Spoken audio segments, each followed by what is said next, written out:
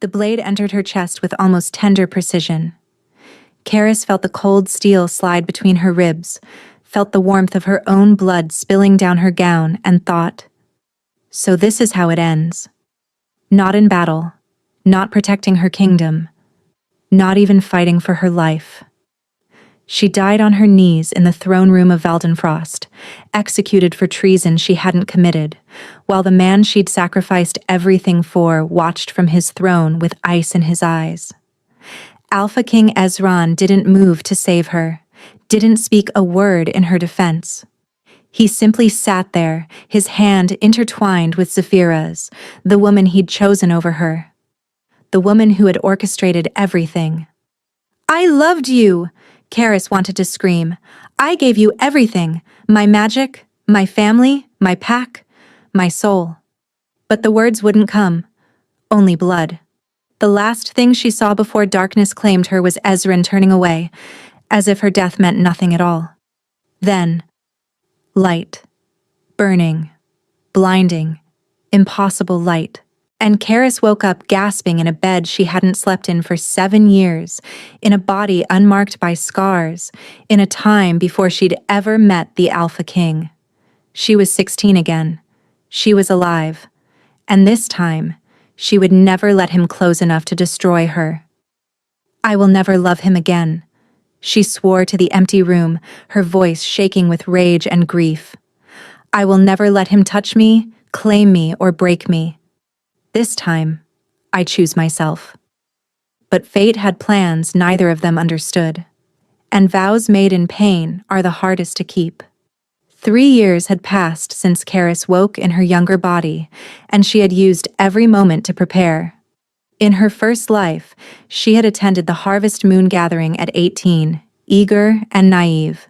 Now she was 19, older than she had been the first time, wiser, and infinitely more dangerous. The extra year had given her time to train, to plan, to harden the soft places in her heart that had once made her so vulnerable. In her first life, she had been soft, trusting, desperate for love from a father who despised her, and a pack that saw her as nothing more than a bargaining chip.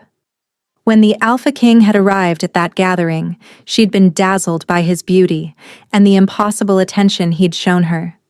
She remembered how her heart had raced when he'd crossed the crowded hall, how his silver eyes had found hers through hundreds of nobles, how he'd extended his hand and said, "Dance with me." She'd thought it was fate. She'd been wrong. Now Karis stood before her mirror in the same chamber, in the same gown she'd worn that night, preparing for the same gathering. But the woman staring back at her was not the girl who had once existed. Her auburn hair fell in waves past her shoulders, but her amber eyes held no warmth. They were the eyes of someone who had died and remembered every moment of it. The ceremonial dress was silver and black, the colors of mourning, though no one else would know why she'd chosen them. Sometimes, when she woke from nightmares of her death, her fingertips tingled with something that felt like static, like power waiting to be born. She dismissed it as imagination, as echoes of trauma. Nothing more. "My lady." Her handmaid, a kind older woman named Bryn, appeared in the doorway. "Your father requests your presence. The delegation from Valdenfrost has arrived." Karis's hand stilled on her earring. 3 years of preparation. 3 years of hardening her heart, building her walls, learning to fight and scheme and survive. 3 years of dreading this exact moment. "Tell my father I'll be down shortly," she said, her voice betraying nothing. Bryn nodded and withdrew. Karis closed her eyes and let herself remember. In her first life, she hadn't known what Ezran was until it was too late. She'd thought he was cold because he was guarded. She'd thought his distance was protection, not cruelty. When he'd chosen her as his consort over every princess and noble lady in the realm, she'd wept with joy. She'd given him her virginity on their wedding night, gasping his name like a prayer. She'd given him her magic when the curse in his bloodline threatened to consume him, pouring her own life force into his veins to keep him alive. She'd given him her family when her father tried to use her position against the crown, testifying against her own blood to prove her loyalty. She'd given him everything. And in return, he'd given her Zafira, the beautiful, golden-haired Omega who had arrived at court 2 years into their marriage. The woman who had smiled at Karis with honey on her lips while whispering poison into Ezran's ear. The woman who had slowly, methodically, turned the king against his own queen. The accusations had started small. A misplaced document. A servant who claimed to have seen Karis meeting with foreign agents. A letter, forged so perfectly even Karis had doubted her own memory. And Ezran had believed every word. Not once had he asked for her side. Not once had he defended her. When the council had demanded her execution for treason, he had simply nodded. "The evidence is clear," he'd said, his voice as cold as the winter that lived in his bones. "The sentence will be carried out at dawn." Karis had screamed, begged, pleaded for him to look at her, truly look at her, and see the woman he'd once claimed to. But he hadn't loved her. She understood that now. He had never loved her. She had been useful, nothing more. A vessel for heirs, a source of magic, a political alliance. And when Zafira had offered him something sweeter, he'd discarded Karis like a worn glove. The memory faded, leaving Karis standing before her mirror with her hands clenched into fists. "Not this time," she whispered. She would attend the harvest moon gathering. She would see the Alpha King. There was no avoiding the political necessities that bound her father's pact to the crown. But she would not dance with him. She would not let him see her as anything other than ice and stone. And when he tried to choose her, because he would, she knew he would, the same way a predator always returned to familiar prey, she would refuse. The thought sent a thrill through her chest, dark and bitter and sweet all at once. Let him feel what rejection tastes like. She descended the stairs with her spine straight and her expression carved from marble. The great hall of her father's estate was filled with nobles from a dozen packs, all dressed in their finest, all desperate to impress the visiting king. And there, at the center of it all, surrounded by advisors and guards and simpering lords, stood Ezran. He hadn't changed. Tall, broad-shouldered, hair the color of pale winter wheat, falling to his shoulders in a way that should have looked soft, but somehow only emphasized the sharpness of his features. Eyes like frozen lakes, gray and silver and utterly without warmth. Beautiful. Monstrous. Karis felt her wolf stir inside her, that traitorous part of her soul that still remembered his scent, his touch, the way he'd held her on their wedding night as if she were something precious. She crushed the feeling ruthlessly. Daughter. Her father, Lord Morcant, materialized at her elbow. His grip on her arm was too tight, his smile too sharp. "The king has expressed interest in meeting you. Do not embarrass me." In her first life, those words would have made her desperate to please. Now they only reminded her that her father had never loved her either. "Of course, father," she said smoothly. She let him guide her through the crowd, let the nobles part before them like water, let herself be delivered to the wolf who would one day order her execution. Ezran turned as they approached, and for one terrible, endless moment, their eyes met. He was looking at her the same way he had the first time. Karis recognized that look. The slight narrowing of his silver eyes, the almost imperceptible tilt of his head, like a predator catching an unfamiliar scent. The way his gaze swept over her face, her body, her stance, cataloging everything. In her first life, that look had made her blush, made her duck her head and smile shyly, heart racing with the impossible hope that the Alpha King had noticed her. Now it made her want to bare her teeth. "Your Majesty," Lord Morcant said, bowing deeply, "may I present my daughter, Karis?" She curtsied. The movement was perfect, practiced, and utterly devoid of warmth. She kept her eyes downcast, not out of shyness, but because she didn't trust herself to look at him yet. "Lady Karis." His voice rolled over her like winter fog, deep and cold and achingly familiar. "I've heard much about you." "Have you, Your Majesty?" She straightened, finally meeting his gaze. "I can't imagine what." Something flickered in his expression. Surprise, perhaps, at her tone. In her first life, she'd been all breathless wonder and grateful stammering. "Your father speaks highly of your spirit," Ezrin said. Karis almost laughed. Her father had never spoken highly of her in his life. Lord Morcant wanted to sell her to the king like livestock, nothing more. "My father is generous with his words," she said flatly. The nobles around them exchanged glances. This was not how young ladies spoke to kings. Lord Morcant's grip on her arm tightened painfully. "Karis," he hissed. But Ezrin raised a hand, silencing him. His eyes never left her face. "Leave us," the king said. It wasn't a request. Lord Morcant hesitated for only a moment before releasing her and backing away. The other nobles followed, creating a bubble of empty space around Karis and the king. She could feel her wolf pacing inside her, agitated and confused. In her first life, this was the moment she had fallen. The moment he had extended his hand and asked her to dance. "You're not afraid of me," Ezrin observed. "Should I be?" "Most people are." Karis met his gaze without flinching. "Most people haven't died by your order." The words slipped out before she could stop them. Reckless, dangerous, stupid. Ezrin's expression didn't change, but something shifted in the air between them. His scent deepened, taking on an edge that made her wolf want to submit. She refused. "That's a strange thing to say," he said slowly, "considering we've only just met." Karis's heart hammered against her ribs. She needed to recover, to smooth over her mistake. "Forgive me, Your Majesty." She forced her voice into something calmer. "I only meant that your reputation precedes you. They say you're as cold as the mountain winters, that you've never shown mercy to an enemy. They say many things about me."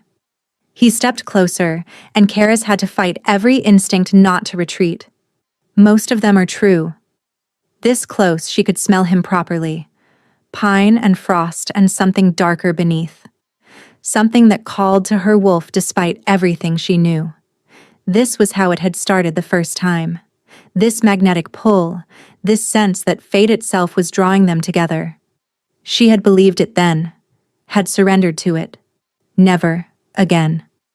"Then I'll be sure to stay out of your way, Your Majesty," Karis said. She stepped back, putting distance between them. "I have no desire to become your enemy." She turned to leave. "Wait." The command in his voice was absolute. Her wolf responded before her mind could override it, freezing her in place. "I didn't dismiss you," Ezrin said. Karis turned slowly to face him. Her hands were trembling, but she hid them in the folds of her skirt. "My apologies," she said, not sounding apologetic at all. "Was there something else?" He studied her for a long moment. Then, inexplicably, the corner of his mouth curved upward. It wasn't quite a smile, but it was the closest thing she'd ever seen on his face. "Dance with me," he said. There it was. The same words he had spoken in her first life, the beginning of everything. "No." The word hung in the air between them like a blade. Every noble in the hall had stopped pretending not to watch. The musicians faltered. Her father made a strangled sound somewhere behind her. Ezrin's almost smile vanished. "No?" he repeated, as if he'd never heard the word before. "No, Your Majesty." Karis curtsied again, the movement sharp and final. "Thank you for the honor, but I must decline." She didn't wait for permission to leave. She turned and walked away, her heart pounding so hard she thought it might shatter her ribs. Behind her, she felt his gaze like a physical touch, burning into her back with an intensity that made her wolf howl. She had made it 3 steps when his voice reached her, low enough that only she could hear. "No one refuses me, Lady Karis." She didn't turn around. "Then I suppose I'll be the first," she said. and she walked out of the great hall, leaving the Alpha King staring after her with something far more dangerous than anger in his silver eyes. The consequences came faster than she'd expected. 3 days after the harvest moon gathering, Karis was summoned to her father's study. She found Lord Morcant standing behind his desk, his face the color of old parchment, a letter clutched in his shaking hands. "Do you know what you've done?" he snarled as she entered. Karis closed the door behind her. "I declined a dance. Hardly a declaration of war. The Alpha King has called in my debts." The words hit her like a slap. "What debts?"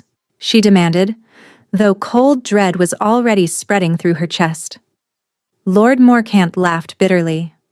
"All of them. Every gold piece I've borrowed from the crown over the past decade. Every favor, every trade agreement, every delayed payment." He slammed the letter onto his desk. "He wants it all. Within 30 days. Or he'll seize our lands and declare our pact dissolved." Karis's mind raced. In her first life, her father had been wealthy, powerful. She hadn't known about any debts, but she also hadn't paid attention. She'd been too focused on her own fairy tale romance to notice the cracks in her family's foundation. "How much?" she asked quietly. "More than we have. More than we could raise in a year, let alone a month." Her father's eyes found hers, and for the first time, she saw genuine fear in them. "He's going to destroy us. Because you refused to dance with him." Karis wanted to argue, wanted to point out that this was his fault, his mismanagement, his greed that had put them in this position. But she also knew, with horrible certainty, that Ezran was doing this because of her. He didn't like being told no. She'd forgotten that about him. In her first life, she'd never refused him anything, so she'd never seen this side of his nature. Now she was seeing it clearly. "There must be something we can do," she said. Her father's laugh was ugly. "There is. The letter includes an alternative." He held out a second piece of parchment, smaller and sealed with the king's personal crest. Karis took it with numb fingers and broke the seal. The message was brief. "Lady Karis, you owe me a dance. I always collect what I'm owed. Present yourself at the palace within 7 days, come willingly, and your father's debts will be forgiven. Refuse, and your entire pack will learn the cost of your pride. Ezran." She read it twice, her blood turning to ice in her veins. "He wants you at the palace," her father said. "As a guest, he claims. But we both know what that means." Yes, they both knew. He was summoning her to his court, forcing her into his proximity, using her family's survival as leverage. In her first life, she had gone to him willingly, eagerly, desperately. Now he was giving her no choice at all. "I won't go," she heard herself say. "You will." Her father's voice cracked like a whip. "I will not lose everything because you decided to play games with the most powerful alpha in the realm. He'll destroy me." The words came out raw, more honest than she'd intended. "You don't understand. If I go to him, if I let him, I don't care what he does to you." Lord Morcant's face twisted with contempt. "You're my daughter. Your purpose is to serve this family. And if that means warming the king's bed, then you'll do it with a smile." Karis stared at her father, the man who had raised her, the man who had sold her to Ezran in her first life and had watched her execution without shedding a tear. She wasn't surprised. Not really. But it still hurt. "Fine," she said, her voice flat. "I'll go." Her father sagged with relief. "Good. Good. I'll have your things packed immediately. You'll leave at dawn." Karis turned to leave, then paused at the door. "Father," she said without looking back, "when this is over, I want you to remember something." "What?" "I remember everything you've done." She left him with those words hanging in the air, not caring about the confusion on his face. The journey to the royal palace took 5 days. Karis spent them in the carriage her father had provided, watching the landscape change from the golden forests of home to the frost-touched peaks of Valdenfrost. With each mile, the temperature dropped. With each mile, she drew closer to the man who had murdered her. She tried to plan, tried to strategize, but what strategy could there be against a king who held absolute power? In her first life, she had loved him. That love had blinded her to his cruelty, his coldness, his capacity for betrayal. She had made excuses for every harsh word, every distant silence, and every time he had chosen politics over her. She would not make those excuses again. But she also couldn't simply refuse him outright. He had proven that already. Her pack, her family, as much as she despised her father, innocent people would suffer if she fought him openly. So she would play a different game. She would give him nothing. No warmth, no affection, no vulnerability. She would be ice where she had once been fire, stone where she had once been yielding. Let him try to break her. She had already been broken once. She knew how to survive it. The palace appeared on the evening of the 5th day, rising from the mountains like something carved from winter itself. White stone towers reached toward a gray sky, their spires sharp enough to pierce clouds. Windows glittered with cold light, and even from this distance Karis could feel the power emanating from within. She had lived here for 5 years in her first life. She had been happy here, for a little while. She had died here. The carriage stopped at the main gates. Guards in silver and black surrounded them immediately, their wolves watching Karis with predatory interest. "Lady Karis of the Morcant Pack," the head guard announced after checking her papers. "You're expected. The king left instructions that you're to be brought to him immediately." Of course he did.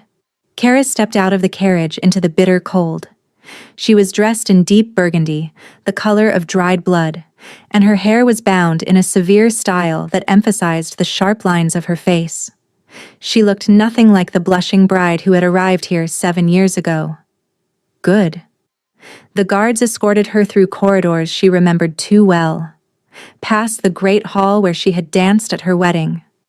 Past the council chamber where she had been condemned. Past the royal quarters where she had given herself to a man who would one day betray her. They stopped before a set of doors she didn't recognize. "The king's private study," the guard said. "He's waiting for you inside." Karis didn't let her expression flicker. She nodded once, and the guard pushed the doors open. The room beyond was warm despite the cold that permeated the rest of the palace. A fire crackled in an enormous hearth. Books lined the walls, and there, standing by the window with his back to her, was Ezran. He turned as she entered. In the firelight he looked almost human, almost soft. His pale winter gaze caught the flames and reflected them back like mirrors, and for one treacherous moment Karis's wolf stirred with longing. She crushed it. "Lady Karis." His voice was silk over steel. "Welcome to Valdenfrost." "Your Majesty." She curtsied perfectly. "You didn't give me much choice in coming." "No." He gestured to a chair near the fire. "Sit. We have much to discuss." Karis remained standing. "I'd prefer to remain where I am," she said. "I don't intend to stay long." Ezran's expression didn't change, but something in the air shifted. That predatory stillness she remembered. The sense of being in the presence of something ancient and dangerous. "You misunderstand your situation," he said softly. "You're not here as a guest, Lady Karis. You're here because I willed it, and you'll stay precisely as long as I desire." "And how long is that?" He moved then, crossing the distance between them in 3 strides. He was so close she could feel the cold radiating from his skin, could smell winter wind and deep forest and something dangerous beneath. The scent that haunted her memories and made her wolf whine with confused longing. She didn't move. "Until I understand," he murmured, "why you alone, out of every wolf in this kingdom, had the audacity to refuse me." Karis met his gaze without flinching. "Perhaps," she said quietly. "I simply saw you clearly." His hand came up, and she tensed, expecting a blow. But his fingers only grazed her chin, tilting her face up toward the light. "What do you see?" he asked. "A murderer," she thought. "A betrayer. A man who will choose another woman while I bleed out on your throne room floor." But she couldn't say any of that. Not yet. "A king," she said instead. Nothing more. Something flickered in his silver eyes. Hurt? Anger? Intrigue? She couldn't tell. She'd never been able to read him, not really. "You'll dine with me tonight," he said. It wasn't a request. "And tomorrow. And every night thereafter, until I decide otherwise. And if I refuse?" His smile was winter itself. "Then your pack will learn that I keep my promises, Lady Karis. All of them." He released her chin and stepped back, gesturing to the guard at the door. "Show her to her chambers," he ordered. "The ones adjacent to mine." Karis's blood ran cold. Adjacent to his. Close enough that he could reach her in moments. Close enough that she would never feel safe. She followed the guard out of the study, her heart pounding against her ribs. And just as she crossed the threshold, she heard footsteps approaching from the opposite corridor. Light, feminine, accompanied by a scent like honey and wildflowers. Karis turned. A woman stood there, golden-haired and beautiful, with eyes the color of summer sky and a smile that dripped with sweetness. Zafira. The woman who would steal her husband, the woman who would orchestrate her death, the woman who had smiled at her funeral. She was already here, already at court, already close to Ezran. In her first life, Karis hadn't met Zafira until 2 years into her marriage, but in this life, everything was different. The timeline had shifted. Zafira's eyes found Karis, and for one terrible moment, recognition flickered there. Then it was gone, replaced by that honeyed smile. "Oh," Zafira said, her voice light and innocent. "You must be the new arrival, the little wolf who refused to dance with our king." She laughed, the sound like silver bells. "How delightfully bold. I do hope we'll be friends." Karis stared at the woman who had murdered her and smiled back. "I'm sure we will be," she said, "the very best of friends." The words tasted like poison on her tongue. But war had many faces, and Karis had learned in her first life that the most dangerous battles were fought with smiles. This time, she wouldn't be the one who lost. The gown they'd laid out for her was white. Karis stared at it spread across her bed, pristine and delicate, adorned with silver threading that caught the candlelight like frost on glass. It was beautiful. It was also a message. White for purity. White for submission. White for a bride. She pushed it aside and dressed in black instead. The servants who'd been assigned to her, 3 Omegas with downcast eyes and trembling hands, said nothing as she ignored their king's chosen attire. They helped her into the dark gown silently, braiding her auburn hair into a crown that made her look more warrior than lady. Good. When she descended to the dining hall, every eye turned toward her. The room was smaller than she'd expected, intimate rather than grand. A long table dominated the space, set with crystal and silver that glittered under chandeliers. Perhaps 20 nobles were present, all watching her entrance with varying degrees of curiosity and contempt. And at the head of the table sat Ezran. His pale winter gaze found hers immediately.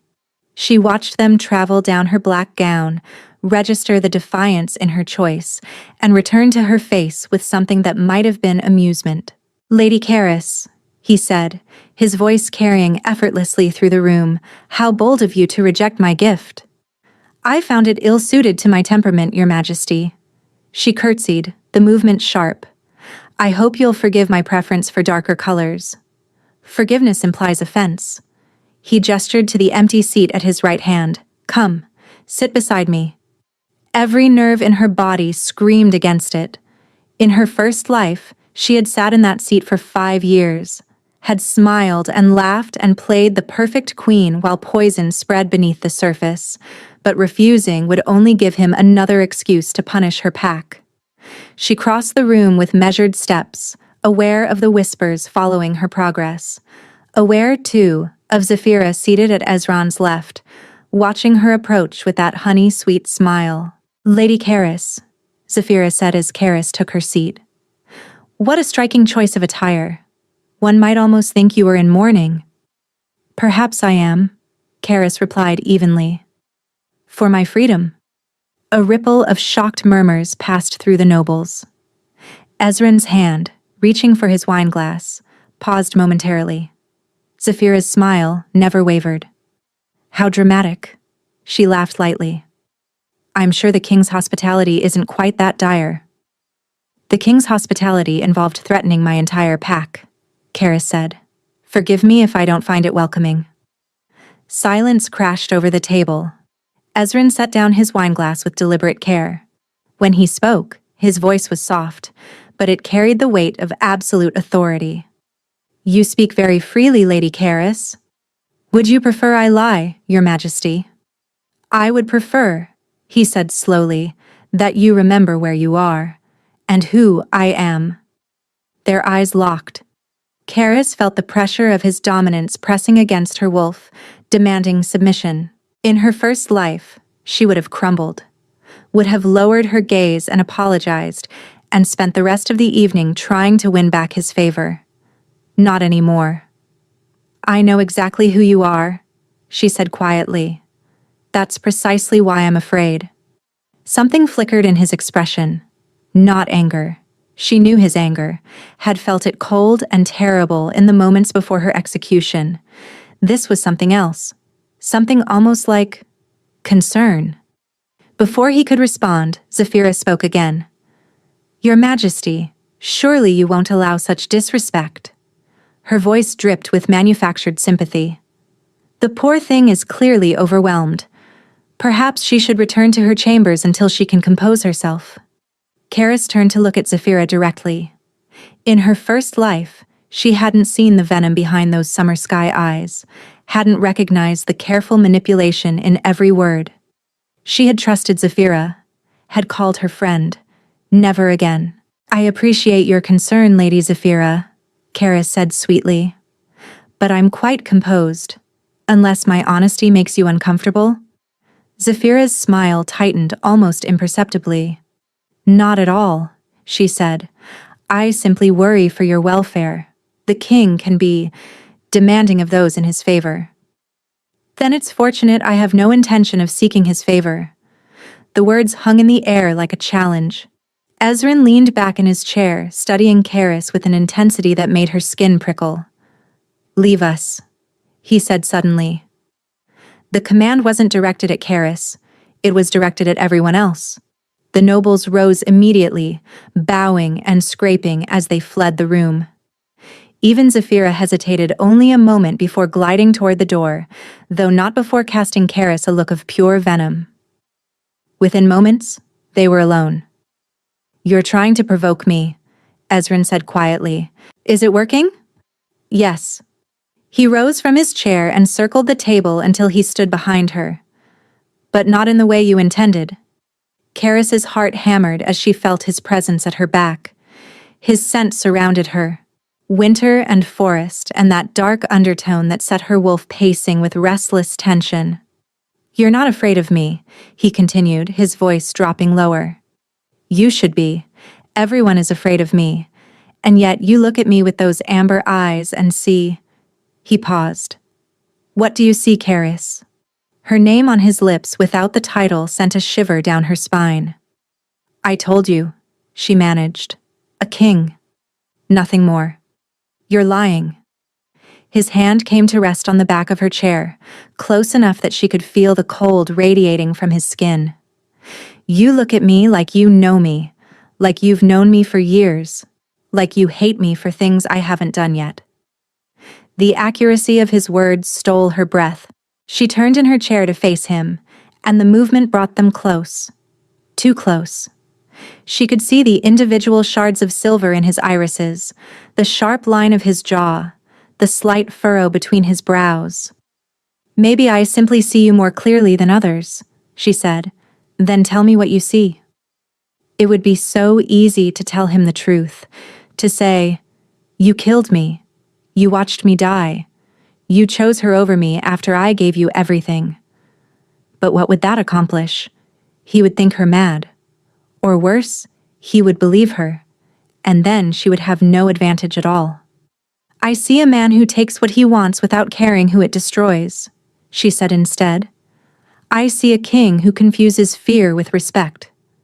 I see someone who has never been told no and doesn't know how to handle it."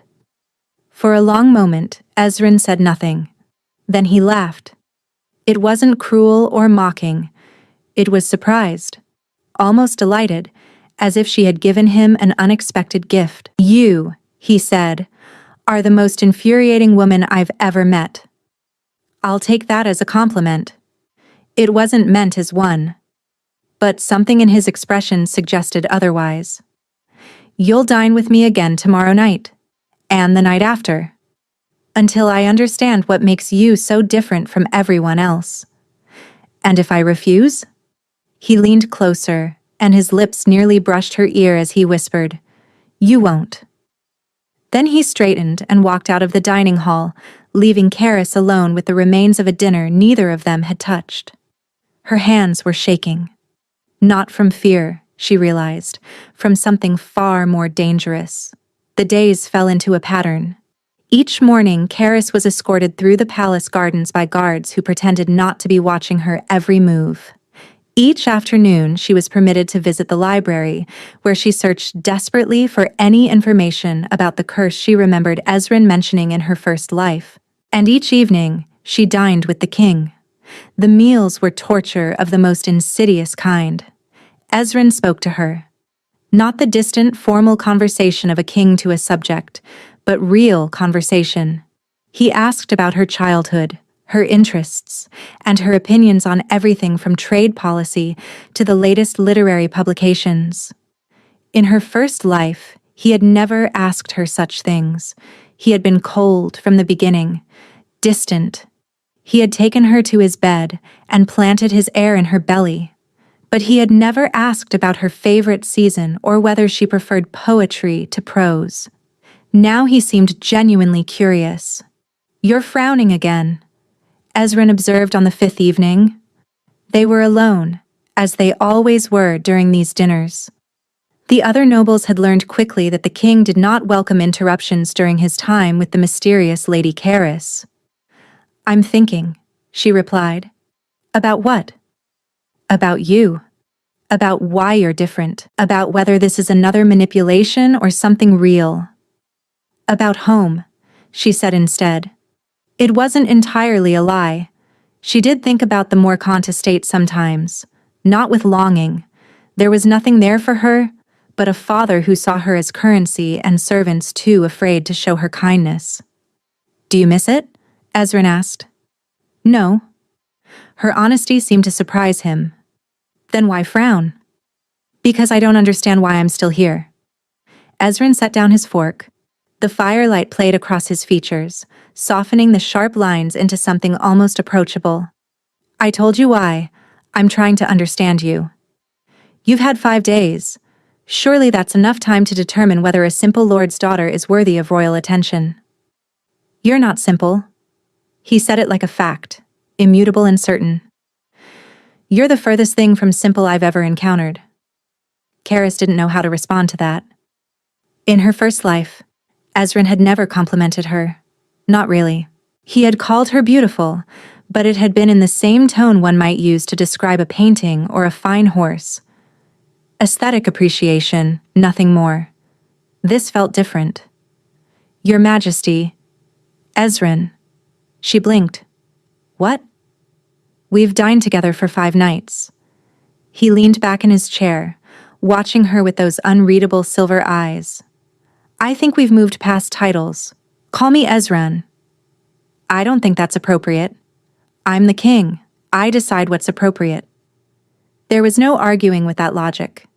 But using his name felt dangerous, intimate, like lowering a wall she couldn't afford to breach. Ezran, she said carefully, testing the word. It tasted like memory and grief and rage. Something shifted in his expression. Satisfaction, perhaps, or hunger. Again, he said quietly. What? Say my name again. Her wolf stirred, responding to the command in his voice. Karis gripped the edge of the table, fighting the instinct to obey. No, she said. For a moment, tension crackled between them like lightning before a storm. Then Ezran smiled. It was small, barely a curve of his lips, but it transformed his entire face, made him look younger, almost warm. You're the only person in this kingdom who tells me no, he said. Do you know how refreshing that is? I imagine it's frustrating. It should be. He tilted his head, studying her. Instead, I find myself intrigued. The word hung between them, heavy with implication. Karis pushed back from the table, suddenly needing distance. I should return to my chambers. Running away? Strategic retreat. Another small smile. Same thing. She was almost to the door when his voice stopped her. Karis. She paused, not turning around. You asked why you're still here, Ezran said. The truth is, I don't know. I only know that when I look at you, I feel like I've been looking for you my entire life, like you're the answer to a question I didn't know I was asking. Her heart clenched painfully. Those words, they were almost exactly what he had said to her on their wedding night in her first life. The night she had believed herself the luckiest woman alive. But he had said them differently then. Rehearsed. Practiced. Pretty words for a pretty bride. Now they sounded raw, confused, as if he genuinely didn't understand his own feelings. Good night, Your Majesty, she said without turning around. She fled before he could respond. That night, Karis dreamed of her death. She was back in the throne room, chains around her wrists, blood already staining her white execution gown. The council had pronounced their verdict. Treason. Conspiracy. Betrayal of the crown. All lies. But Ezran had believed them. He sat on his throne, Zafira at his side, her hand resting possessively on his arm. His face was as cold and blank as a winter sky. Please, Dream Karis begged, please just look at me. You know me. You know I would never. The sentence will be carried out at dawn, Ezran said, and his voice held no recognition at all. No memory of the woman he had held in his arms, no trace of the man who had once told her she was the answer to everything. Zafira smiled. The executioner raised his blade. And just before the steel bit into her flesh, Karis saw something flicker in Ezran's eyes. Something that might have been anguish. And just before the pain took her, she felt something stir in her chest. Something cold and bright and furious. Something that whispered, "This is not the end." But then the blade fell, and she saw nothing at all. She woke gasping, tears streaming down her face, her wolf howling inside her. Dawn light filtered through the windows. She had survived another night, but the dream had left something behind. A question she hadn't considered before. In her final moments, she had seen something in Ezran's eyes. Something that didn't match the cold king who had condemned her. What if... No. She couldn't think that way. Couldn't start making excuses for him again, looking for signs that he had cared. That path led only to pain. A knock at her door made her jump. "My lady?" One of her servant girls, voice trembling. "Lady Zafira requests your presence in the solar. She says it's urgent." Karis's blood ran cold. Zafira, requesting her presence. Alone. In her first life, Zafira had never approached her directly until the final days, when the trap was already sprung. Their friendship had been orchestrated, gradual, designed to make Karis trust her completely. But in this life, everything was different. The timeline had shifted. Zafira was already here, already circling, already planning. She knows, Karis thought suddenly. She knows I'm a threat. She's going to move against me before I can move against her. Tell Lady Zafira I'll be there shortly, Karis said, keeping her voice steady. She dressed quickly, choosing a gown the color of deep wine. Not quite black, but close enough to send a message. The walk to the solar felt endless. Zafira was waiting by the window, sunlight turning her golden hair into a halo. She looked every inch the angel she pretended to be. Lady Karis. Zafira's smile was warm and welcoming. Thank you for coming. I thought it was time we had a private conversation. About what, Lady Zafira? About the king, of course. Zafira gestured to a chair. Please, sit. I promise this will be enlightening. Karis remained standing. I prefer honesty to comfort, she said. What do you want? Something flickered behind Zafira's summer sky eyes. Annoyance, perhaps. Or recognition that her usual tactics wouldn't work here. Very well, Zafira said, dropping the pretense. I want to know who you really are. I'm Lord Morkan's daughter. You know this. I know what you claim to be. Zafira stepped closer and her scent shifted, that honeyed fragrance giving way to something with an edge of rot beneath. But no simple lord's daughter looks at the Alpha King the way you do. No one refuses him without reason. No one shows up at court knowing exactly which battles to fight and which to surrender. Karis kept her expression neutral, but her heart was racing. Zafira was clever. She had always been clever. It was why her manipulations had worked so perfectly in the first life. I have no idea what you're talking about, Karis said. Don't you? Zafira's smile turned sharp. You look at me like you know me, Karis, like we've met before, like you hate me for things I haven't done. The same words Ezrin had used. They saw it, both of them. The weight of memory in her eyes, the knowledge she shouldn't have. She was being too careless. Perhaps you remind me of someone, Karis said carefully. Someone who hurt me once. Interesting. Zafira tilted her head. And does the king also remind you of someone? The king reminds me that power without compassion is dangerous. How philosophical. Zafira moved to the window, her back to Karis. Let me be direct. Whatever game you're playing, whatever plan you have, it won't work. Ezrin is mine. He has been mine since before you were born. Karis's breath caught. Since before she was born? In her first life, Zafira had appeared as a new arrival at court, a distant cousin from a minor house, seeking position and favor. She had seemed as surprised by her connection to Ezrin as anyone, but if she had known him before... What exactly is your relationship with the king? Karis asked. Zafira turned, and her smile was triumphant. I was his first love, she said, before his father forbade the match, before he was forced to set me aside and seek a political alliance instead. Before you. She paused, letting the words sink in. Did you think his father's decree kept me away forever? I returned the moment the old king died. I've been at Ezrin's side for 5 years now, slowly reclaiming what was always mine. The words hit Karis like a physical blow. His first love. Set aside. 5 years at his side while she was unaware. She had never known. In 5 years of marriage in her first life, Ezrin had never mentioned another woman. Never hinted that his heart had belonged to someone else. But it explained so much. His coldness, his distance, the way he had looked through her rather than at her for their entire marriage. He had never loved her because he had already loved Zafira.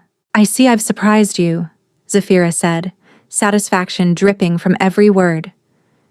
Did you think you were special? Did you think he chose you for any reason other than your family's political value? Karis said nothing. Couldn't speak past the lump in her throat. He will never love you, Zafira continued. He will never choose you. And when the time comes, When I've reclaimed my rightful place at his side, you will be nothing more than a footnote in history." She swept past Karis toward the door. "Remember that, little wolf. You may have caught his attention for now, but I've had his heart for 20 years. The door closed behind her. Karis stood alone in the solar, trembling with rage and grief and a terrible, dawning understanding. Everything she thought she knew about her first life, about Ezran, about their marriage, about his betrayal, was built on incomplete information. Zafira wasn't a sudden interloper. She was the woman Ezran had loved first, and Karis had never stood a chance. For 3 days after Zafira's revelation, Karis avoided the king. She pleaded illness, took her meals in her chambers, refused every summons with the excuse that she was too unwell to leave her bed. It was a lie, but she needed time to think. 20 years. Zafira had been in Ezran's life for 20 years, before his coronation, before his father's death, before any of the political machinations that had brought Karis into his orbit. In her first life, Karis had assumed Zafira was a social climber who had seduced the king. That she had manipulated him, twisted his thoughts, turned him against his own wife through careful lies and honeyed words. But what if it was simpler than that? What if Ezran had simply never stopped loving his first choice? The thought made her chest ache in ways she didn't want to examine. On the 4th day, Ezran came to her. Not a summons. Not a messenger. The king himself, standing in her doorway, his silver eyes sweeping over her with an intensity that made her wolf tremble.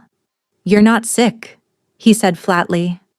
Karis was sitting by the window, dressed in a simple house gown, her hair loose around her shoulders. She looked nothing like the defiant woman who had faced him in the dining hall. She looked vulnerable. She hated it. "I needed time alone," she said. "Why?" "Because I learned that you loved someone else. Because I realized I was never more than a political convenience. Because even knowing what you'll do to me, some stupid part of me still hoped." "Personal reasons," she said instead. Ezran crossed the room in 3 strides and stopped directly in front of her. He was close enough that she had to tilt her head back to meet his eyes. "You spoke with Zafira," he said. It wasn't a question. "She requested my presence. I could hardly refuse." "What did she tell you?" Karis considered lying, but what was the point? Zafira had made her position clear. Hiding the conversation would only give her enemy more power. "She told me about your history," Karis said quietly.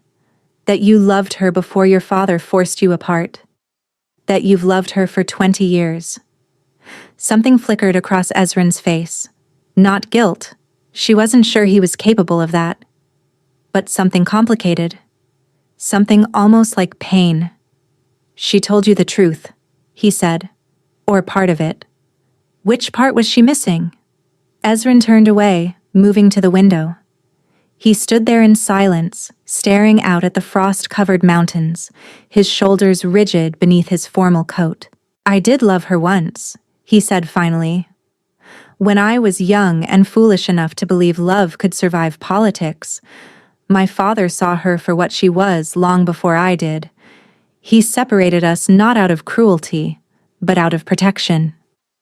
Karis's breath caught. Protection from what? From a woman who would burn the entire kingdom to warm herself. He turned back to face her. "Zafira is not what she seems. She never was." "Then why is she here? Why is she at your court, by your side, acting as though she belongs there?" "Because I can't prove what I suspect." His voice dropped lower. "And because she has powerful allies. Allies I can't afford to move against until I have certainty." Karis stared at him, trying to reconcile this version of events with what she knew. In her first life, Ezran had seemed completely under Zafira's spell. He had believed every accusation against Karis without question. He had sentenced her to death without even hearing her defense.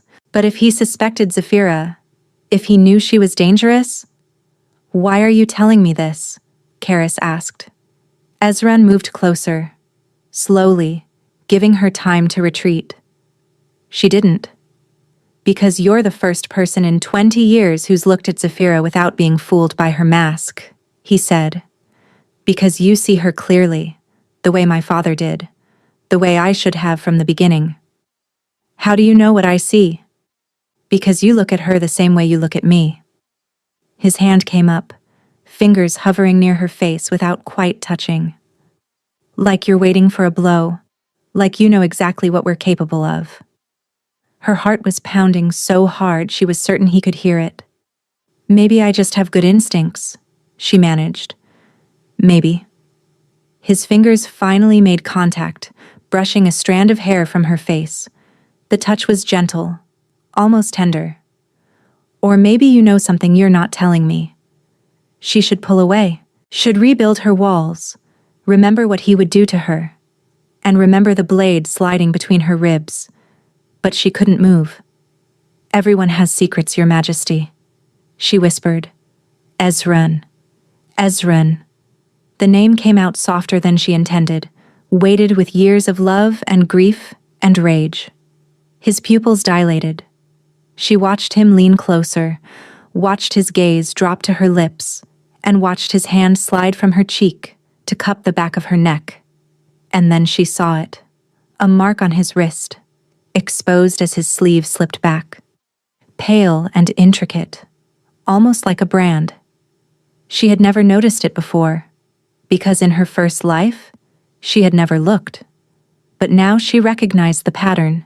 She had seen it in one of the books in the library during her desperate search for information about curses. It was a binding mark. Someone had bound the Alpha King with magic. When she touched the binding mark on Ezran's wrist, a spark jumped between their skins, silver white, there and gone in an instant. Neither of them mentioned it, but Karis felt the energy crackle through her fingertips, leaving them tingling. She jerked backward, her eyes wide. What? Ezran started, confusion replacing the heat in his expression. That mark on your wrist, she breathed. Where did you get it? His face shuddered instantly. The warmth vanished, replaced by the cold mask she remembered from her first life. That's not your concern. Ezran, I said it's not your concern. His voice cracked like ice breaking. He stepped back, pulling his sleeve down to cover the mark. We'll continue this discussion another time. He turned and strode toward the door. Wait! Karis grabbed his arm before she could stop herself. Please, if someone has bound you, if there's magic involved. He froze, looked down at her hand on his arm. When he spoke, his voice was barely audible. How do you know what binding marks look like? She had made a mistake, a terrible, revealing mistake. I saw it in a book, she stammered. In the library. I was curious about magical theory and… No. He turned to face her fully, and his pale gaze burned with intensity. You recognized it instantly. You knew exactly what it was. No casual reader would identify a binding mark that quickly. Karis's mind raced, searching for an explanation that wouldn't expose everything. My grandmother was a healer, she said desperately. She taught me about various magical afflictions before she died. I recognized the pattern from her lessons. It was a lie, and not a particularly good one. Ezran studied her for a long moment, his expression unreadable. You're hiding something, he said finally. Something important. Something that frightens you. Everyone has secrets, she repeated, her voice shaking. Yes. He stepped closer again, backing her against the window frame. But yours seem determined to reveal themselves, no matter how hard you try to bury them. His hand came up to cup her face, forcing her to meet his gaze. I will discover the truth about you, Karis, he murmured, one way or another. And when I do… He didn't finish the sentence. He didn't need to. He released her and walked out, leaving her trembling against the window, her secrets fraying at the edges. And in the shadows of the corridor outside her room, unseen by either of them, Zafira watched. Her smile had turned to ice. So, she whispered to herself, the little wolf has secrets after all? How interesting. She turned and glided away, already planning her next move. The game had only just begun. The library became Karis's sanctuary. After Ezran's departure, after Zafira's hidden observation, Karis threw herself into research with desperate intensity. She pulled every book on binding magic, every scroll on curse work, every ancient text that might explain the mark she had seen on the king's wrist. What she found made her blood run cold. The mark wasn't a simple binding. It was a thrall seal, one of the most forbidden magics in existence.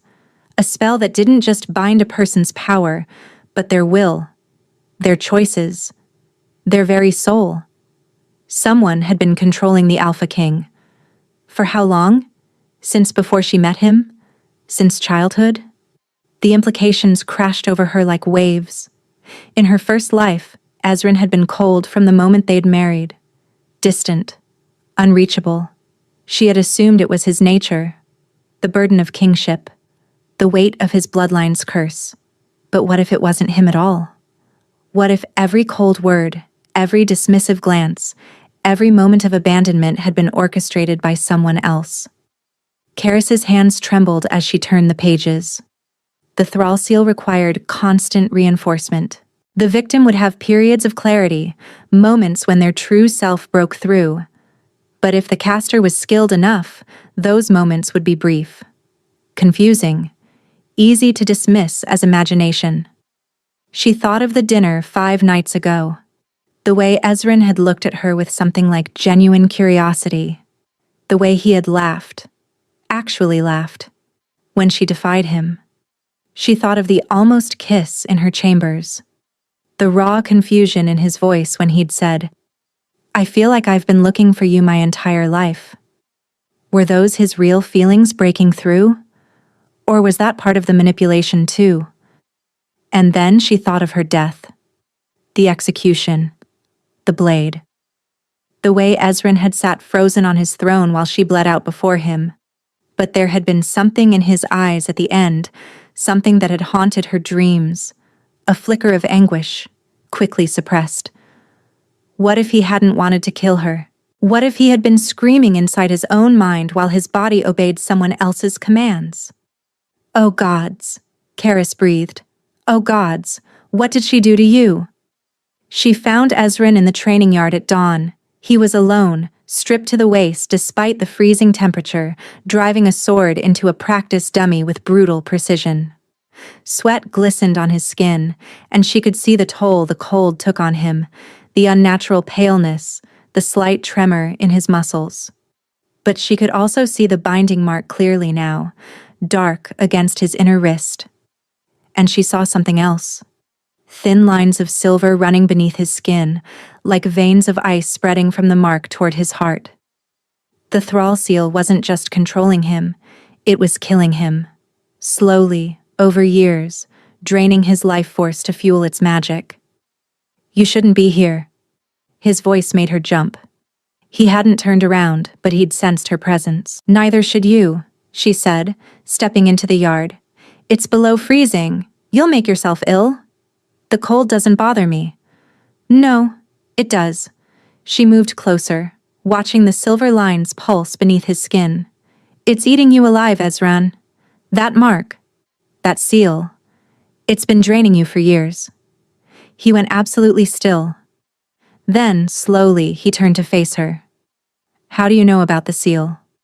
His voice was quiet, dangerous. And don't tell me your grandmother taught you. We both know that was a lie. Karis took a deep breath. She had spent the entire night debating this moment. Whether to reveal herself, whether to trust him with the truth. Every instinct screamed that it was too dangerous, that he would think her mad, that she was giving away her only advantage. But she couldn't watch him die again. Not when she finally understood. Because I've lived this before, she said. Silence. I don't understand, Ezran said slowly. I know. Karis stepped closer until she was close enough to touch him. I know it sounds impossible, but I need you to listen. Please. Something in her voice, the desperation, the grief, made him pause. Speak, he said. So she did. She told him everything. Their marriage in her first life. The 5 years she had spent loving him, serving him, giving him everything she had. The way Zafira had arrived and slowly turned him against her. The false accusations, the trial, the execution. She told him about the blade entering her chest, about dying on the floor of his throne room while he watched without expression. And she told him about waking up 3 years ago in her younger body, with every memory intact and a vow to never let him close enough to hurt her again. When she finished, Ezran's face was pale as bone. You're saying you've lived this life before, he said. That we were married. That His voice broke. That I had you killed. Yes. That's impossible. I know. He turned away from her, running his hands through his sweat-dampened hair. She could see the tension in his shoulders, the way his muscles coiled as if preparing for battle. If what you're saying is true, he said slowly, then everything I remember from the past 5 years might not be your memories at all, Karis finished. The thrall seal doesn't just control actions, it can alter perception, make you believe things that never happened, make you forget things that did. He spun back to face her. You think Zafira did this to me? Who else? She's been in your life for 20 years. She had access. She had motive. And she had the most to gain from controlling the king. Ezran's expression was tormented. But I remember loving her. Before my father separated us. I remember... Do you? Karis challenged. Or do you remember what the seal wants you to remember? He had no answer for that. There's one way to know for certain, Karis said quietly. Break the seal. If Zafira is innocent, nothing will change. But if she's been controlling you, then everything changes, he finished. They stood in silence, the weight of her revelation hanging between them like a blade. Why tell me this? Ezran asked finally.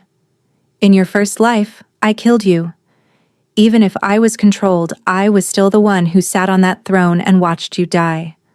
Why would you try to save me? Karis thought about the question. Really thought about it. She had spent 3 years hating him. 3 years preparing to resist him, to protect herself, to never let him close enough to cause her pain again. But standing here, looking at the silver lines creeping toward his heart, looking at the confusion and anguish in his eyes, she realized something. She had never stopped loving him. Even after everything. Even knowing what he had done. Because you weren't the one who killed me, she said quietly. Not really. And because in my first life, I never had the chance to save you. I was too blind to see the truth until it was too late. She reached out and took his hand, her fingers tracing the binding mark on his wrist. This time, I see clearly, she said, and I'm not going to let her win. Ezran stared at her for a long moment, then, slowly, his fingers intertwined with hers. How do we break it? He asked. Before Karis could answer, a scream shattered the morning air. They both spun toward the palace. Smoke was rising from the east wing, the wing where Zafira's chambers were located. She knows, Karis breathed. She knows I figured it out. Ezran's expression hardened into something lethal. Then let's end this, he said. They ran through corridors filling with smoke and chaos. Servants fled in every direction. Guards shouted conflicting orders. The entire east wing was engulfed in flames that burned an unnatural green, witch fire, impossible to extinguish with water. She's burning the evidence, Karis realized. Whatever she used to cast the seal, whatever proof existed, she's destroying all of it. Then we stop her before she escapes, Ezran growled. They found Zafira in the main courtyard. She stood at the center of a circle of guards. Not palace guards. Karis realized with horror, but her own personal soldiers, men she must have been placing in positions of power for years. They wore the king's colors, but their loyalty was clear from the way they positioned themselves between Zephyra and the approaching monarchs. "Ezran, darling." Zephyra's voice was calm despite the chaos around her. "I was wondering when you'd arrive." "It's over, Zephyra." Ezran's voice carried the full weight of his alpha authority. "Whatever game you've been playing, it ends now." "Game?" She laughed, and the sound was nothing like the silver bells Karis remembered. It was sharp, cruel, triumphant. "This isn't a game, my love. This is 20 years of careful planning finally coming to fruition." She raised her hand, and Karis saw the matching mark on her wrist, the other half of the thrall seal, the caster's anchor. "Did you really think I would let them marry you off to some political nobody?" Zephyra continued. "You were supposed to be mine. Your father saw to it that we were separated, but he couldn't stop me from taking what I wanted. He just delayed it."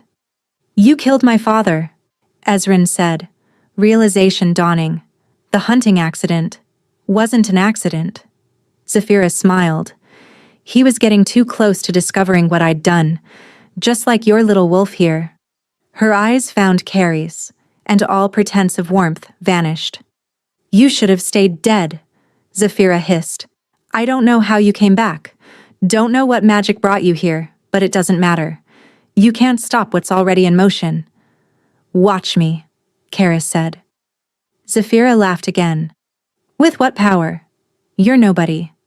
A minor lord's daughter with no magic, no allies, nothing but a pretty face, and delusions of importance." "She has me," Ezran said quietly. Something flickered in Zephyra's expression. Fear, perhaps. Or rage. "For now." She raised her marked wrist. "But I can take that away with a single command. Kneel, Ezran." The word resonated with power, and Ezran dropped to his knees. "No." Karis lunged toward him, but the guards moved to block her. She could only watch as Ezran's face contorted with pain, fighting against the command with everything he had. "You see?" Zephyra walked toward him slowly, savoring her triumph. "He's been mine for 20 years. Every cold word he spoke to you, every time he pushed you away, that was me. Every decision he made, every alliance he formed, every enemy he destroyed. Me." She reached down and cupped his face with something like tenderness. "I'm the one who's been ruling this kingdom, little wolf. Ezran is just the mask I wear." "Then why do you need him at all?" Karis demanded, mind racing. "If you're so powerful, why hide behind him?" "Because power without legitimacy is meaningless." Zephyra's eyes glittered. A witch queen would be hunted, feared, eventually destroyed.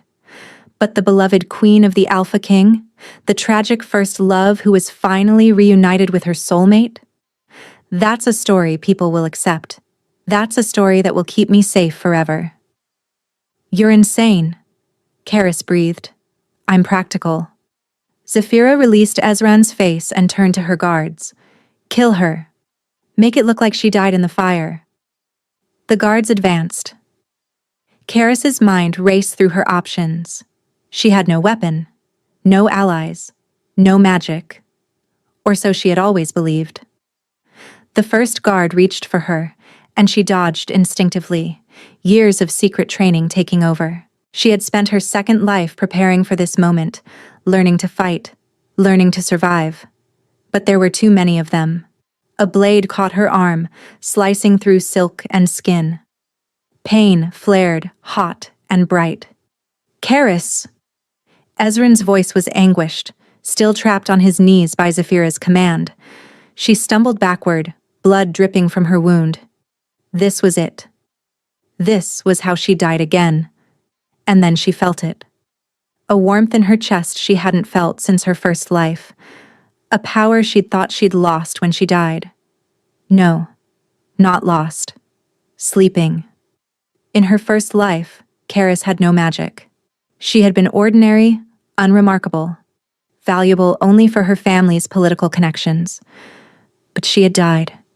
and she had been reborn. And apparently, death and rebirth came with gifts of their own. The power surged through her like wildfire. When she thrust out her hands, silver flames erupted from her palms. The guards scattered as silver fire carved through the air between them. Karis stood at the center of the flames, power coursing through her veins like nothing she had ever experienced. It wasn't hot, it was cold, freezing, as if she were channeling the essence of winter itself, the same cold that lived in Ezran's bones. Impossible. Zephyra stumbled backward, her composure finally cracking. You have no magic, I checked. I made certain I didn't have magic before, Karis said, her voice resonating with newfound power. But I died, Zephyra. I died and came back. And apparently, the journey changed me. She advanced, and the flames moved with her, responding to her will. Ezran. She didn't look away from Zephyra. Can you hear me? A groan from behind her. She risked a glance and saw him struggling against the command, fighting to rise. The seal, he gasped. I can't. You can. Karis turned back to Zephyra, who was backing toward the palace gates. She's been controlling you for 20 years, but she couldn't destroy who you really are. I've seen it. In the way you laughed when I defied you. In the way you almost kissed me in my chambers. In the way you came to check on me when I was avoiding you. The silver flames grew brighter. Those were the real you, Ezran. Fighting through her control, reaching for something true. How touching, Zephyra snarled. She raised her marked wrist, and dark energy began to gather around her. But sentiment won't save either of you. This seal has been building power for 2 decades. You have no idea what you're facing. Neither do you. Karis thrust both hands forward, and silver fire collided with Zephyra's dark magic. The impact sent shockwaves through the courtyard. Guards were thrown backward, windows shattered. The very stones beneath their feet cracked and groaned. But Karis held her ground. She thought of her first life, of loving Ezran with everything she had, of giving him her trust, her loyalty, her very soul, and having it thrown back in her face. She thought of dying on that throne room floor, of the blade in her chest and the cold spreading through her body. And she thought of this life, of the man who had looked at her with genuine curiosity, who had asked about her favorite season and whether she preferred poetry to prose, who had stood in her chambers with vulnerability in his silver eyes and said, I feel like I've been looking for you my entire life. The real Ezran had been fighting for her all along, she just hadn't seen it. I'm not going to let you take him, Karis growled. Not again. Not ever again. She poured everything she had into the flames, and felt Ezran's hand close around hers. He was standing. Somehow, impossibly, he had broken through the command enough to reach her. His face was ashen with effort, blood dripping from his nose, but his eyes were clear. His eyes were his own. Together, he said. Their power merged. Silver and ice twisted together into something entirely new. A flame so cold it burned, a frost so hot it blazed. It crashed into Zephyra's dark magic like a tidal wave. She screamed. The thrall seal on her wrist shattered. The corresponding mark on Ezran's wrist exploded into shards of light, the silver lines beneath his skin dissolving like morning frost. And Zephyra crumpled to the ground, her power broken, her plans destroyed. Silence fell over the courtyard. Karis's legs gave out. She would have fallen if Ezran hadn't caught her, pulling her against his chest with desperate strength. You're alive, she whispered. It worked. You're free. Because of you. His voice was ragged. Karis, I remember everything. She looked up at him and saw tears tracking down his face. The wedding. Our marriage. Every time I pushed you away, every cold word. I was screaming inside, trying to reach you. But she had me so completely that I couldn't. His voice broke. And then the execution. I watched you die. I felt the blade enter your chest as if it were my own body, and I couldn't stop it. I couldn't do anything except watch while the woman I loved bled out on my throne room floor. The woman he loved. Karis's heart shattered and reformed in the same instant. "You loved me?" she whispered. "Always." He cupped her face in hands that were warm now, finally warm. "From the first moment I saw you at the harvest moon gathering." But she twisted everything. Made me believe you were a political convenience at best, a threat at worst. I fought so hard to reach you, and I failed. Every time, I failed. You didn't fail. Tears spilled down her own cheeks. You're here now. You found your way back. Because you came back for me. He pressed his forehead to hers. You died, and you came back. And even after everything I did to you, everything she made me do, you still tried to save me. Of course I did. Why? She could have given him 100 reasons: strategy, justice, revenge against Zafira. But only one was true. Because I never stopped loving you, she said. Even when I thought I hated you. Even when I swore I'd never let you close again. You were always the one, Ezran. In this life and the last. He kissed her. It wasn't gentle. It wasn't careful. It was desperate and fierce, and tasted like tears and relief, and 20 years of stolen moments finally reclaimed. When they broke apart, both gasping, the courtyard had filled with palace guards, real ones, loyal ones, who had been freed from Zafira's influence the moment the seal shattered. Your Majesty. The captain of the guard bowed deeply. What are your orders?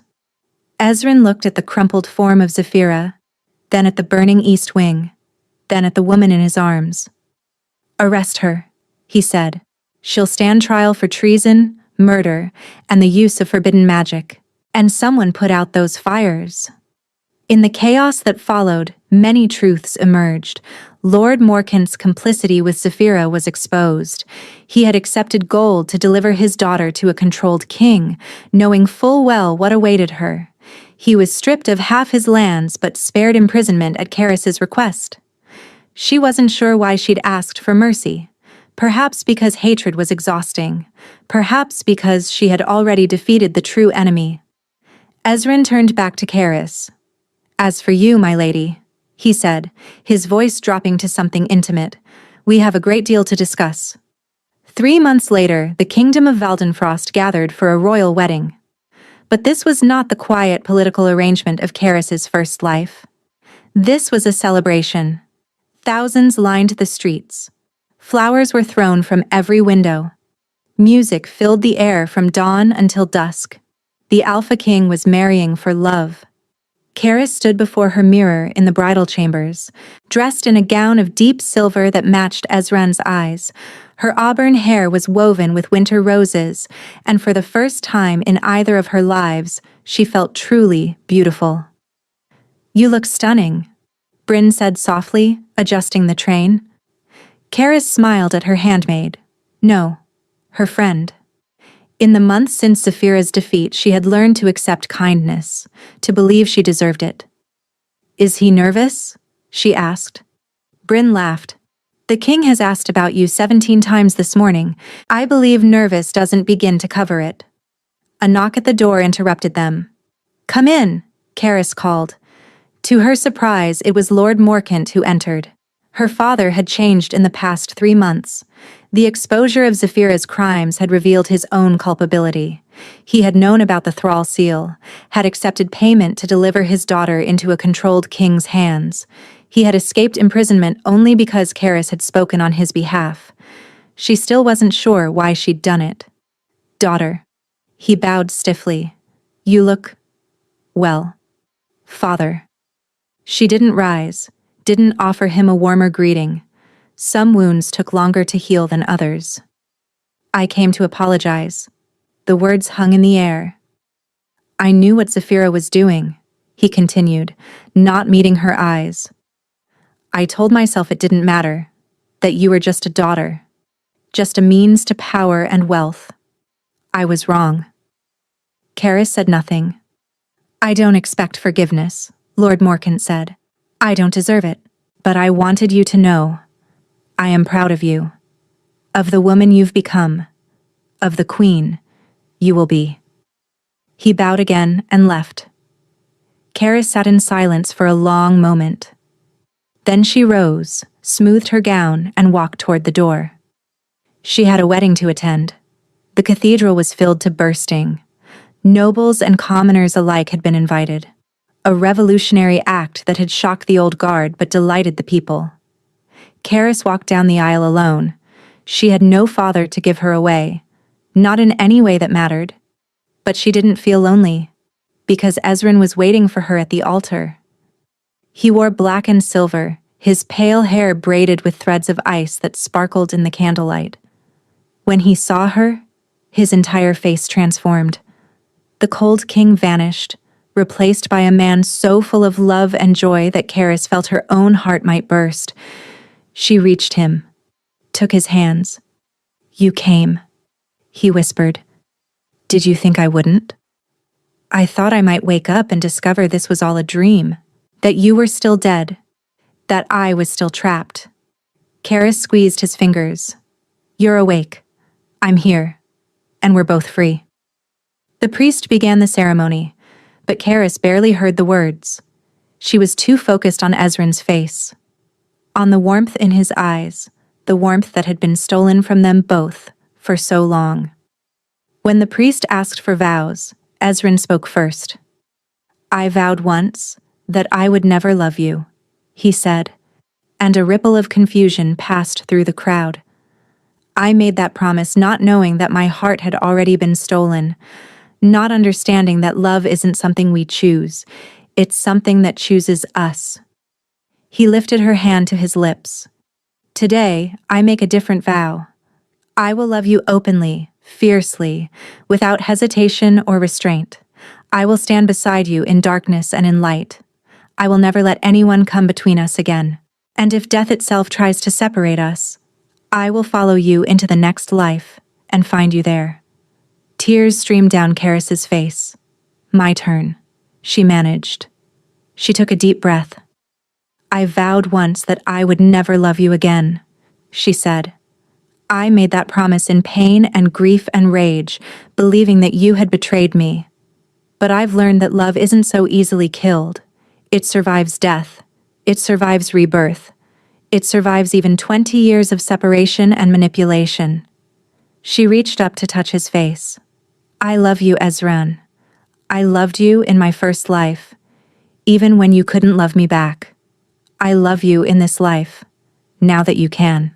And I will love you in every life that follows, no matter what tries to tear us apart. The priest pronounced them married, and when Ezran kissed her, the entire cathedral erupted in cheers. 5 years later, Karis stood in the nursery, watching her twins sleep. A boy and a girl, silver-haired like their father, amber-eyed like their mother. They had been born on the coldest night of winter, and their first cries had been accompanied by a freak snowstorm that had blanketed the kingdom in white. Perfect, Ezran had said, looking at them with wonder. They're absolutely perfect. He appeared in the doorway now, still dressed in his council robes, exhaustion written in every line of his body. But when he saw her, his face softened into a smile. They're sleeping, Karis whispered. A miracle. He crossed the room and wrapped his arms around her from behind, resting his chin on her shoulder. How long do we have? An hour, maybe 2. Then come with me. He led her through the palace corridors, past guards who bowed and servants who smiled, until they reached the balcony overlooking the kingdom. Valdenfrost stretched below them, glittering with lights. The people were celebrating. They were always celebrating these days. Peace had come to the kingdom. Trade flourished. Magic, once forbidden, was now regulated and respected. And their queen, the woman who had come back from death itself to save their king, was beloved by all. I've been thinking, Ezran said quietly. Dangerous pastime. He laughed. That easy, genuine laugh that still made her heart skip. About the day we met. The second time, I mean. At the Harvest Moon gathering. The day I refused to dance with you? The day you changed everything. He turned her to face him. I was so confused, so desperate to understand why you affected me the way you did. I didn't know about the seal then. Didn't understand that I had spent my entire life fighting against it, searching for something real. And then I walked in wearing morning colors and told you no. And something inside me recognized you. His hands framed her face. Even through 20 years of manipulation, even through magic designed to control my every thought, I knew you. My soul knew yours. Karis leaned into his touch. The first time I lived this life, she said softly, I believed that love was about sacrifice, about giving everything you had until there was nothing left. I thought that if I just loved you hard enough, long enough, eventually, it would be enough. It was never about your sacrifice, Ezrin said. It was about hers. Zafira took everything from us, but she couldn't take this. He kissed her forehead. She couldn't take us. They stood together in silence, watching the stars wheel overhead.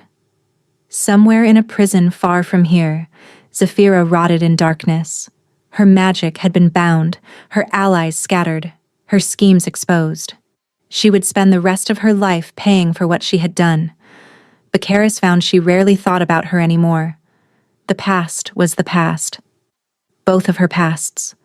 What mattered was here. Now. The husband who loved her. The children who carried their legacy. The kingdom that had welcomed her as its queen.